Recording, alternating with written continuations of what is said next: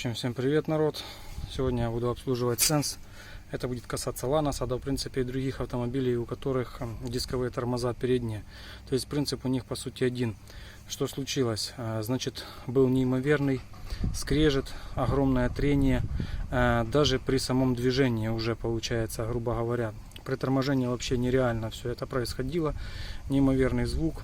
Решил отснять, потому как, в принципе, процедура довольно-таки простая, но хотел показать, что может быть, если не заменить тормозные колодки вовремя. Вот они, такие тормозные колодки я разобрал.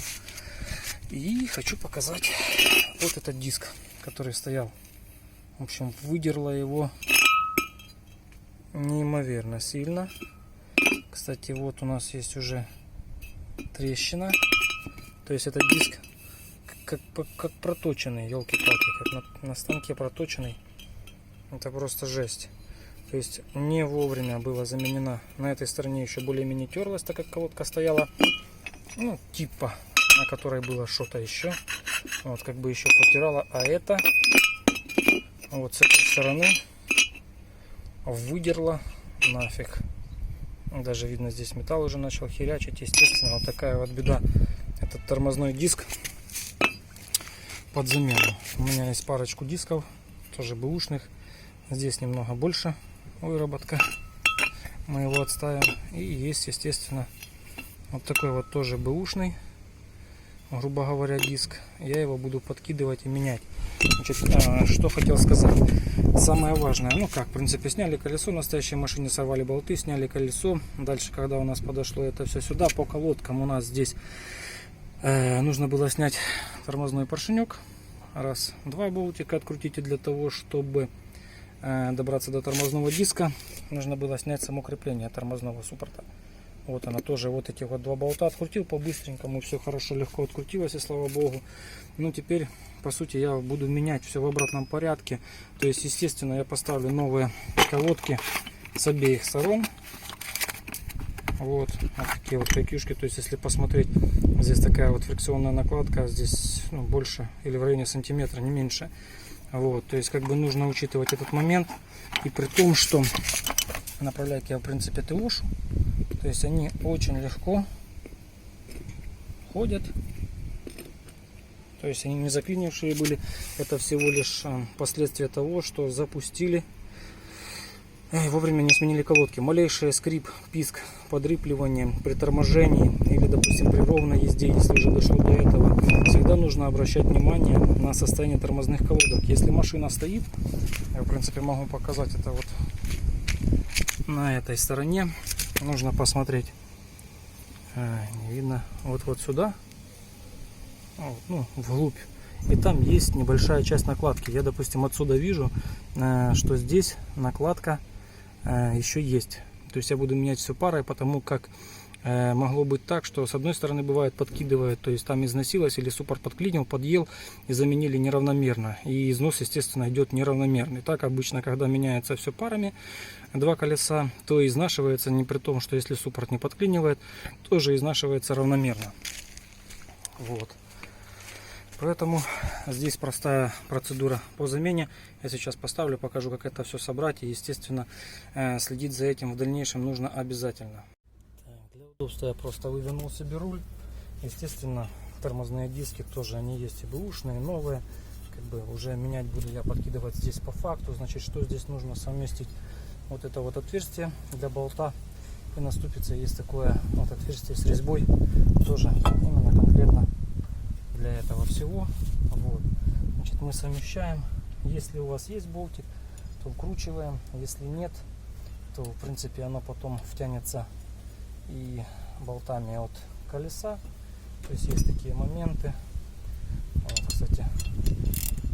Ага, у меня, кстати, даже есть болтик оригинальный под замену. Сейчас возьму, кстати, там вот такой вот на 10 стоял, он не тер, никаких вопросов не было. Просто-напросто сейчас возьму и поменяем болт. Такой вот болтик.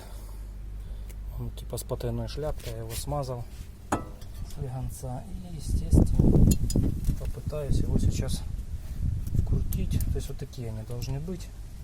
В принципе, они у меня есть. Ну, если он у вас, конечно, хорошо выкрутился, потому как бывает такое, что они плохо выкручиваются. Наживил. Проверяем отверстие. По отверстиям у нас все сходится. И теперь слегонца выкрутить роль.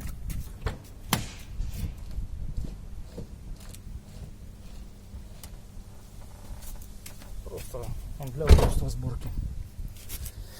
Болты у меня перемазаны. Отлично. Кому интересно, смотрите. Смазка работает. И летом, и зимой. Уже сколько лет. Вот. Я наживляю нашу крепежку. Вот. То есть у меня там под шестигранник.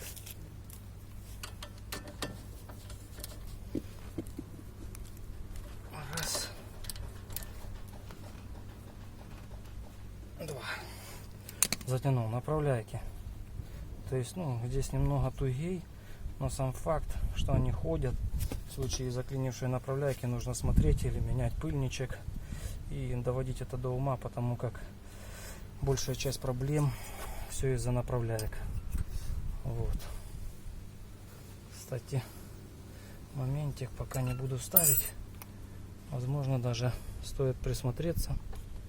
Вот, если взять, здесь и немного есть у нас мусора, и по пыльникам, если брать здесь, там как в основном момент вымывания этой всей смазки происходит из-за того, что пыльник, ну вот, не плотно прилегает. Здесь еще более-менее, а вот здесь, ну, как бы вроде одевается, можно и оставить, но я сейчас это все возьму, обратно же сниму. Не хочу таких больше моментов. То есть, если здесь ходит и пыльник более плотно сидит здесь, как бы, может, и из-за этого попадает сюда немного влага, она немного тугее ходит. Я сейчас полностью перетыошу наши направляйки. Знаете, что я делаю? Я взял эти направляйки, ну, полностью сейчас вытру от старой смазки. В принципе, это, грубо говоря, подходит под ТО суппорта, то есть или направляек тоже. Суппорта обычно не так подклинивают, как направляйки. Вот, в общем, что я делаю? Вытираю вот, максимально пока слегонца. Дальше беру болгарочку с таким вот кругом, ежичком и полностью прочищаю, сбиваю эту всю грязь вот до такого вот состояния. Вот так вот. Здесь я просто брызнул сюда, вымыл карбюраторной промывкой, можно бензинчиком. Самое главное, вот это вот все я потом уберу, очищу. То есть буду дорабатывать здесь ножичком вычищать, или тем же ежичком можно попробовать. С этой стороны аналогично. Вымыли или залейте туда бензинчик, чтобы оно все постояло, и там нужно будет хорошенечко вычистить внутри. То есть я возьму тоже отверточку, там с тряпочкой, вот так вот, и вот эту вот всю часть, там часть невымытой смазки старой осталась, вымываю до идеала, чтобы нанести уже туда новую. Так, после промывки у меня были еще пыльнички вот такого вот плана. У меня в запасе есть, которые, допустим, уже люфтят, болтаются, можно выбрасывать. Но я подобрал те, которые у меня отлично сидят. Вот у меня направляйки ходят по сухому. Вот, значит, сейчас я их сниму. Вот так вот поставлю. Кстати, еще один момент. Вот типа нового образца, Made in Korea, типа оригинал. Но они далеко, конечно, не так легко ходят, то есть одеваются. Но я уже, допустим, по сравнению, если брать вот этого вот старого образца, естественно, они больше в диаметре, но я уже ставил и такие, то есть здесь очень плотно одевается оно на одну сторону, ну и соответственно направляйка тоже вот здесь аж должна перескочить за вот этот вот бортик. Вот, ну я поставил, в принципе, в этом году, только не берите украинского производства, ну, там литье говно, в общем, одним словом, ясно, да. Вот такой вот момент поставил, кстати, плотно, очень плотно садятся, и я думаю, они тоже будут ходить и стоят, в принципе, копейки. Значит, что я буду дальше делать? Для направляйки у меня есть Вот такая вот смазка. Я ее использую. Вот, кому интересно. Она используется только для направляек. Ну и в принципе самое главное, чтобы здесь я полностью по кругу вычистил все. И теперь буду наносить эту высокотемпературную смазку на наши направляйки. То есть пыльнички тоже в принципе должны быть чистенькими. Ну я вот так вот ее размажу без фанатизма. Вот. Убрал лишнее. То есть эту часть можно просто засунуть вовнутрь. Вот. Этого вполне будет достаточно. То есть опять же таким же образом нужно установить, я, допустим, возьму так пыльник и продену нашу направляйку. То есть лишнее она выдавит, она разойдется, воздух у нас вышел. Вот. То есть, кстати, если такой момент есть, ну, в принципе, оно затягивает, оно выйдет. С этой стороны я сделаю все так же. После того, как я немного разработал их, ну что, нужно, в принципе, что поставить крепеж обратно. Вот. То есть вот таким вот образом я их тоже буду ставить. Ну, в принципе, как и разбирали, так, в принципе, мы будем собирать. Вот. Самое главное следить за состоянием пыльников и чтобы они были вовремя смазаны и вообще, чтобы там была смазка. Дальше ставим на закрутку, затягиваем нашей трещоткой саму крепежку. Есть. Теперь с нашими скобами прижимными. Что я сделаю? Вот эту вот часть я полностью сейчас почищу. Я тоже ее буду смазывать. Вот. Смажу определенной смазкой, почищу и установлю. Значит, что по нашим скобам прижимным? То есть я почистил их, например, уже усадил. То есть они не должны у вас люфтеть, болтаться. Если нужно, можно немного подражать и усадить. То есть усаживать можно сразу и смазать, можно усадить, потом смазать. То есть я буду пользоваться такой вот смазкой. В принципе, это если нормальные колодки и все, в принципе, хорошо, то скрипеть, репеть оно, в принципе, то и не будет. Вот. Но тем не менее, если уже, допустим, добрались до ТОшки, можно смазать именно ту поверхность, где будут ходить колодки. То есть без фанатизма. Вот таким вот образом. Здесь, с той стороны и на самой колодке, вот, к примеру, вот этот вот конус, вот, который будет ходить с одной и с другой стороны. И, естественно, я их установлю. Дальше у нас, так как колодки новые, нужно вдавить тормозной поршенек. У меня есть вот такая вот приспособа. Кому интересно, или смотрите, у меня есть отдельное видео, как это все можно сделать без нее. Но сам принцип нужно установить ее вот, в серединку поршенька и вдавить поршень. Вот, для того, чтобы у нас колодки стали без проблем, так как поршень по мере износа наших колодок он немного дальше выходит. Естественно, его нужно вдавливать. У меня есть трещотка. И такой приспособой вариантов, таких приспособ целая куча. Самое главное, чтобы был результат.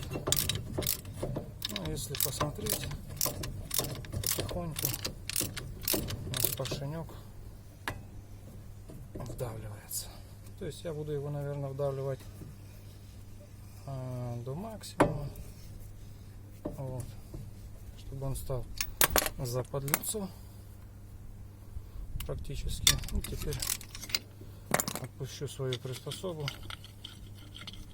и вытащу, уберу ее, да?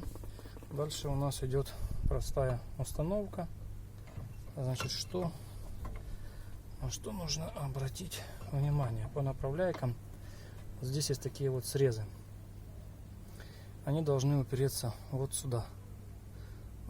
Тут есть специальная такая выступ такой. Он должен и внизу таким же самым образом все должно встать на свои места. То есть по-другому у нас никак. И я попытаюсь сейчас вот наживить один болт, второй болт. Вот.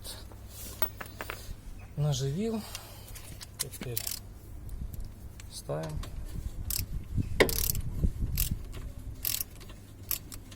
То есть, если крутится от руки, то можно еще подтянуть от руки. Здесь у меня уже немного потуже пошло.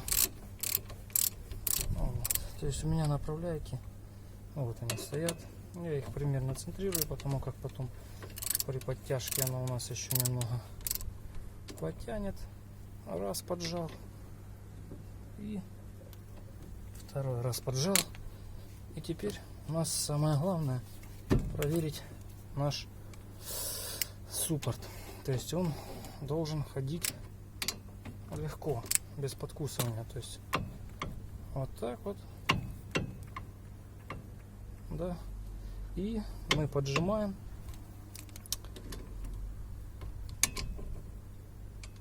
Вот. Если он подклинивает, вот так вот, да, то нужно немного отпустить. Вот у нас верхняя идет немного на подклин. То есть он должен у вас ходить. Не нравится мне, конечно, этот пыльник немного. Вот. Ну, если есть новые, конечно, вопросов не будет, но так как то, что у меня есть, то я подкидываю, но здесь не должно быть такого, иначе будет это все вымывать. Я выставлю себе вот в таком положении, чтобы у меня один суппортец до момента подтяжки, ну, то есть подтянул, вот, и пошел, и пошел. С верхом ситуация аналогична. Так вот. В общем, что я сделал? Все-таки заменил этот пыльник, потому как из этих оно немного там болтается. Выставил, подтянул. То есть вход у нас есть. Теперь, в принципе, что? Выворачиваю и ставлю колесо. Ну что, поставил колесо. В принципе, наживил болты. Спущу автомобиль на землю, обтяну эти болты. И смотрите, в принципе, операция с той стороны будет одна и та же. Но только момент, когда мы это все делали, вот у нас суппорт уже ходит спокойно. Когда машину запустите, не забудьте понажимать на педаль тормоза, так как тормоза могут появиться не сразу. И их нужно просто придавить, чтобы поршень стал в свое рабочее положение. Ну и на этом все. Всем, кому это было интересно, обязательно ставьте лайки, подписывайтесь на мой канал. Всем пока! Подписывайся на мой канал, самое интересное как всегда впереди.